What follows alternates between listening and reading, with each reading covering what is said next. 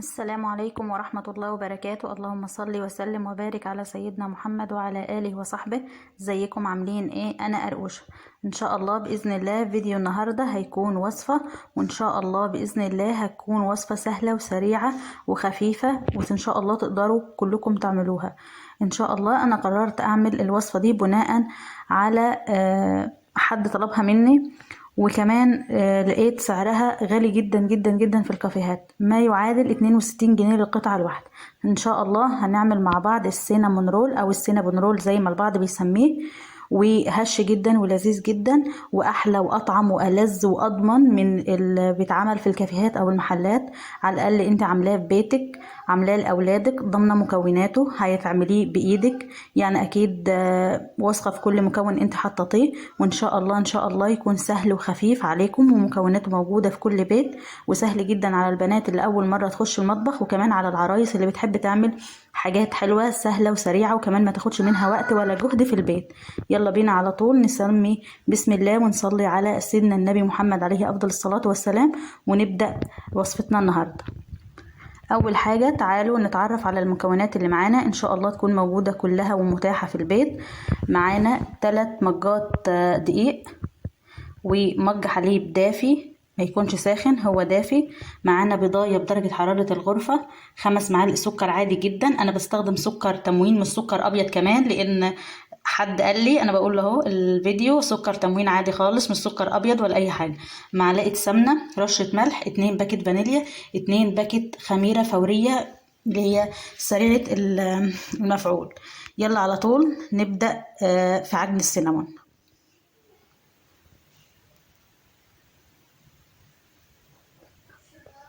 نسمي بسم الله الرحمن الرحيم، ونضيف كوبايه الحليب الدافي بسم الله الرحمن الرحيم، عليها 2 باكت خميرة، ما يعادل 1.5 معلقة من الأكل، 1.5 معلقة من معلقة الأكل الكبيرة. بسم الله الرحمن الرحيم. مع البضاية بدرجة حرارة الغرفة، مع 5 معالق سكر، مع معلقة السمنة بسم الله الرحمن الرحيم، مع 2 باكت فانيليا بسم الله الرحمن الرحيم، رشة الملح. نقلبهم كويس جدا لحد ما المكونات دي كلها تمتزج وتختلط مع بعض والسكر يدوب تماما، وارجع لكم تاني. انا كده قلبت المكونات مع بعض والسكر داب.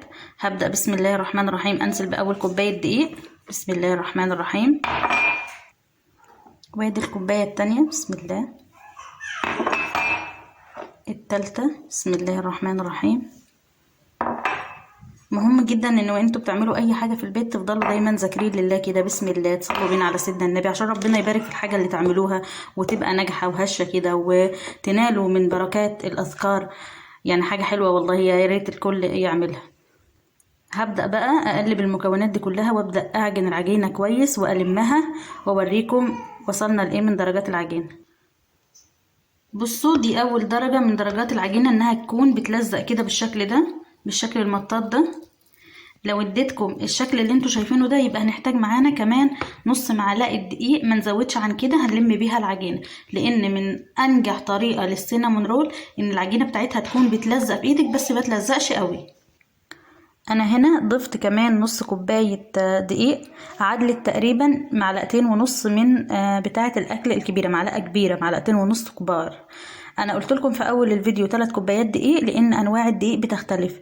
في عجينه بتلم بال3 كوبايات دول، في عجينه بتحتاج ل3 كوبايات ونص، اللي هم بيعادلوا 2 معلقة كبار من بتاعه الاكل ونص. ازيد من كده ما تزوديش، لان هي لازم تكون بتلزق زي ما انا قلت قبل كده. هبدا اعجن معاكم العجينه واعجنها كويس وارجع اوريها لكم تاني.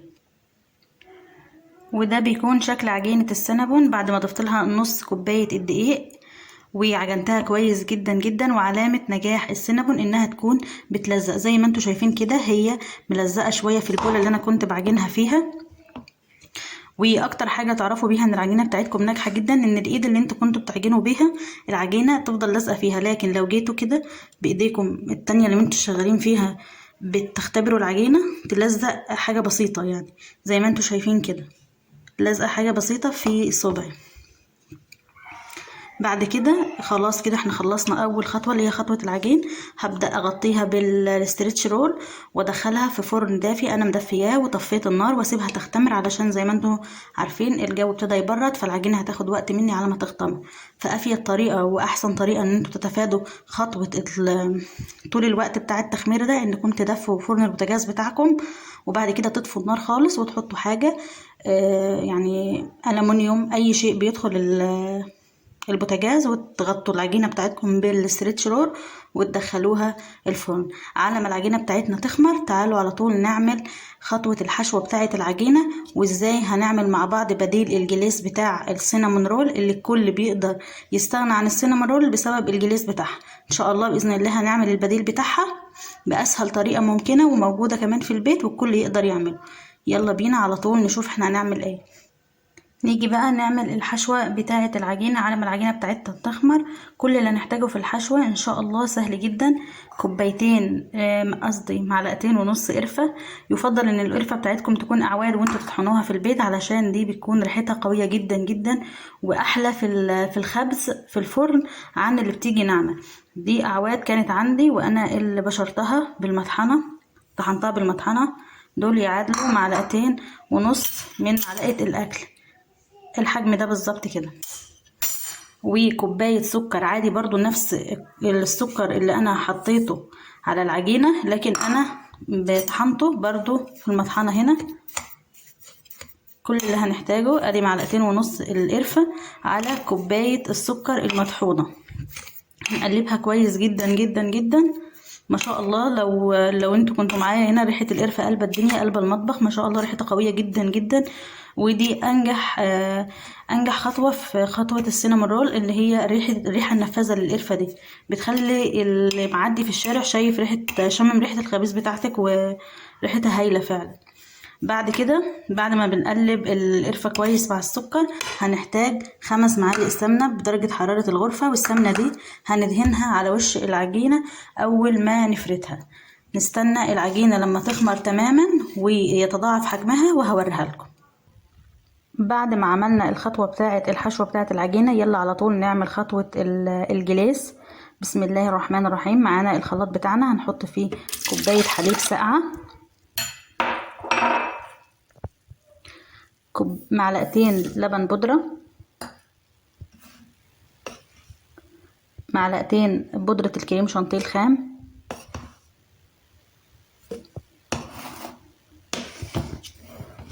معلقتين سكر.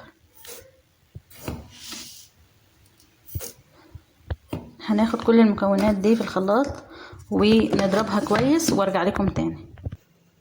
وده بيكون شكل الجليس بتاعنا، اللي عبارة عن معلقتين من الكريم شانتيه مع معلقتين حليب البودرة مع كوباية لبن باردة مع معلقتين سكر. ما شاء الله اللهم بارك. شوفوا ناعم ازاي، ما شاء الله اللهم بارك. الفقاقيع اللي على الوش دي علشان الضرب المستمر اللي احنا ضربناه. الجليس بتاعك ده هترشيه على وش السينابون اول ما تخرج لك على طول من الفرن بسلام وامان، ولونها التحفة والجميل. بس لو انتي وصلت لحد كده من الفيديو ما تنسنيش باللايك والشير وسبسكرايب للقناة، وعلشان يوصل لكم مني كل جديد انا هقدمه. هبدأ اشيل الجليس بتاعنا على جنب، وانا لحد دلوقتي من الفيديو منتظرة ان العجينة تخمر وتضاعف حجمها واوريها لكم ان شاء الله باذن الله. اول ما تخمر اوريها لكم ونشوف الخطوة اللي بعد كده هتكون ايه.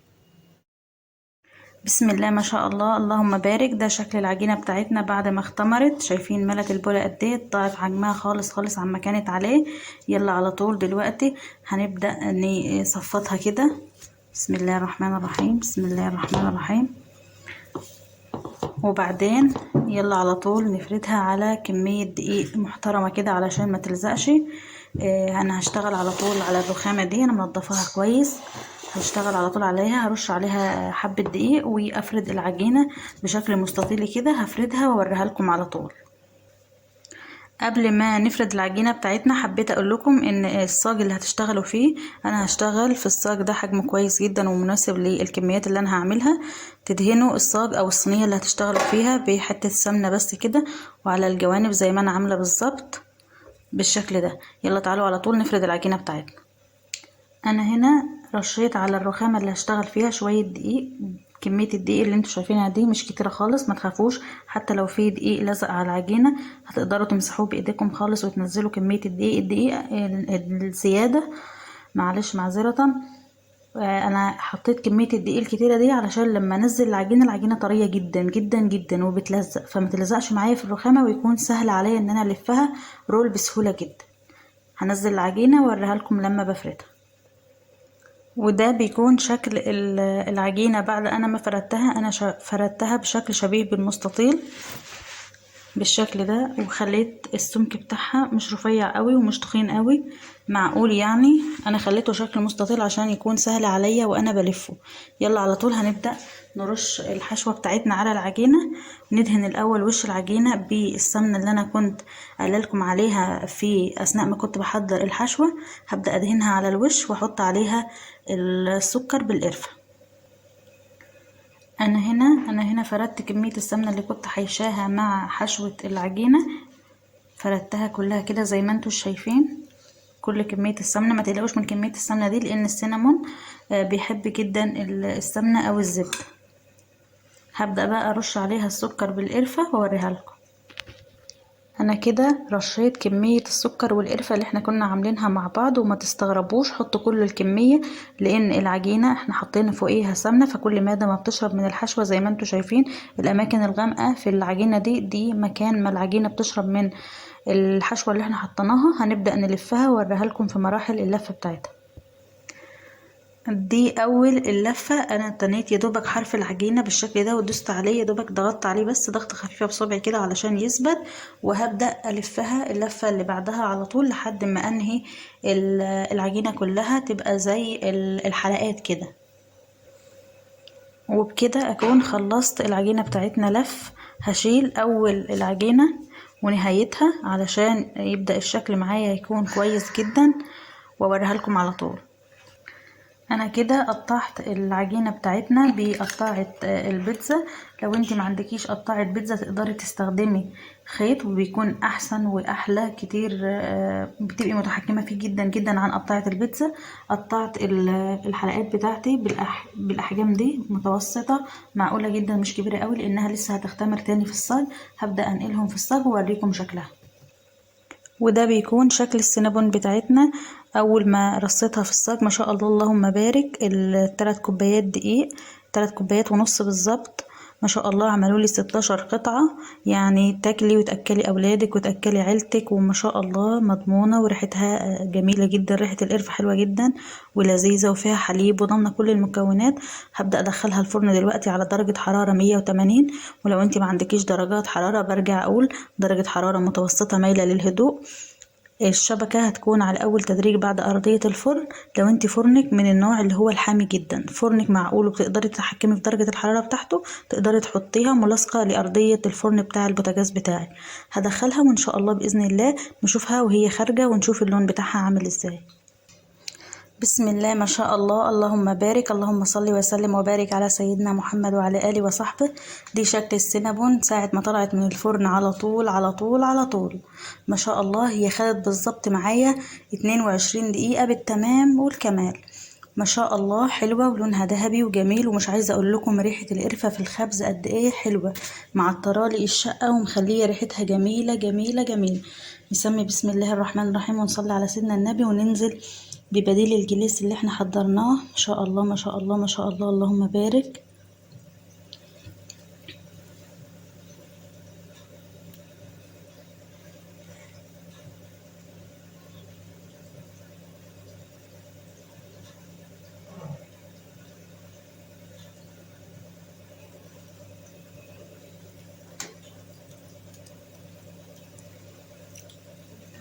ما شاء الله شكله تحفة. ما تقلقوش من كمية الجلاس اللي نازلة دي، تشربها كلها ما شاء الله اللهم بارك. وتقدري تزينيها بأي صوصات عندك. انا عندي صوص شوكولات هزينه بيها، راح اجيبه وهرجع لكم. انا حطيت عليها صوص الشوكولات. الصوص الشوكولات ده انا اللي عاملاه، ان شاء الله ابقى اعمله لكم في فيديو جاي. ما شاء الله اللهم بارك. كمية محترمة جدا جدا، عملت 12 واحدة دلوقتي، ده غير بداية ونهاية الرول. سبتهم لوحدهم ما شاء الله. يعني كمية محترمة خالص. تأكلي ولادك لما يشبعوا، تأكلي اهلك وعائلتك وكل اللي نفسه يدوق من ايدك السينابون تدوقيه. حلوه جدا وهشه وجميله وما شاء الله اللهم بارك. مكوناتها موجوده ببيتك وعاملاها بايدك ومتاكده من نظافتها وجودتها، وآمنة جدا على أولادك. تقدري تقدمها لهم وما تحرميش أولادك من إن هم ياكلوا السينامون رول. وهي مش مكلفة تماما يعني، ولا تيجي ربع التكلفة اللي بتيجي تاكليها في المحلات بتاعتك. يعني لو انت معاكي طفلين وانت وزوجك، ما يعني تكلفة عالية، يعني 62 جنيه للقطعة الواحدة شيء صعب. فما شاء الله اللهم بارك. ال3 كوبايات دقيق وكوباية الحليب اللي احنا استخدمناهم عملوا معانا 16 قطعة بالظبط. تاكلوها بألف هنا وصحة وعافية. قدمت لكم السينامون رول النهارده من بيت قرقوشه، ان شاء الله يا رب تعجبكم، وان شاء الله يا رب اكون ضيف خفيفه على قلوبكم. بس قبل ما انهي معاكم الفيديو النهارده، سمعت دعاء حلو قوي قوي وتعلمته، حبيت اقوله لكم في الفيديو، وان شاء الله يكون من رزق ومن نصيب اللي يسمع الفيديو ده للنهايه. الدعاء بيقول: اللهم دبر امري فاني لا احسن التدبير، ربي اني لما انزلت الي من خير فقير. فمين يعني في الدنيا ما يتمناش ان ربنا سبحانه وتعالى يتولى امره ويكون هو يعني المسؤول عن تدبير اموره. فيا رب يا رب تكون من نصيب كل اللي شاف الفيديو، كل اللي سمعه. وزي ما بدأنا الفيديو بتاعنا بالصلاة والسلام على سيدنا النبي محمد عليه أفضل الصلاة والسلام، هنهي الفيديو بتاعي برضو اللهم صلي وسلم وبارك على سيدنا محمد وعلى آله وصحبه، صلاة تفرج بها الهم وتزيح بها الغم وتكشف بها الكرب وتسدد بها الدين وتشفي بها المريض وتريح بها الصدور وتنال بها الرغبات والآمال. اللهم آمين آمين آمين. تحياتي، مع السلامة. قدمت لكم السينامون رول من بيت قرقوشة. ما تنسونيش في اللايك والشير والسبسكرايب للقناة وتفعيل زر الجرس علشان يوصل لكم كل جديد أنا هقدمه. مع السلامة، في رعاية الله.